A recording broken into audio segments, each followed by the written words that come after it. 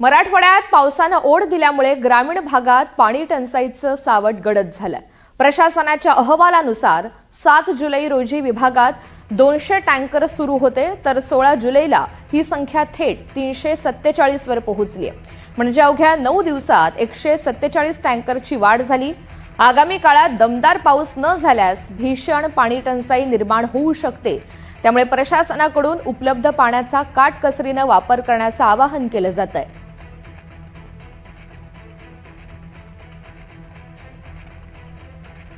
आणि यानंतर राज्यातील इतर महत्त्वाच्या घडामोडींचा वेगवान स्वरूपात आढावा घेऊयात। बातमी तालुक्याची, बातमी जिल्ह्याची या आमच्या खास बुलेटिनमधून।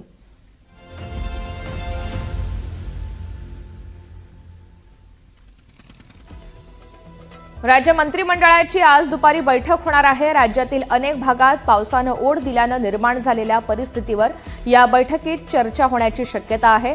पाणी टंचाई, शेतीवरील परिणाम आणि उपाययोजनांबाबत आढावा घेतला जाऊ शकतो। तसंच कर्जमाफी संदर्भात सुद्धा याच बैठकीत चर्चा होण्याचा अंदाज आहे।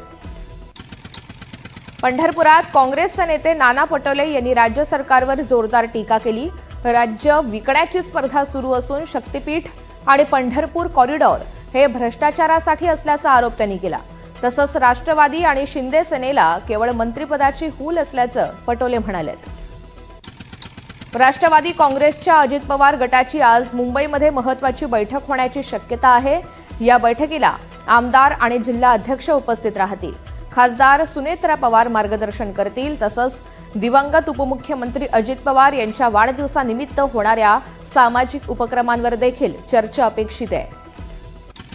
स्थानिक स्वराज्य संस्थांच्या निवडणुकांमधील 50% आरक्षण मर्यादेच्या मुद्द्यावर सर्वोच्च न्यायालयात आज सुनावणी होणार आहे। या सुनावणीचा परिणाम राज्यातील जिल्हा परिषद आणि पंचायत समिती निवडणुकांवरती होऊ शकतो।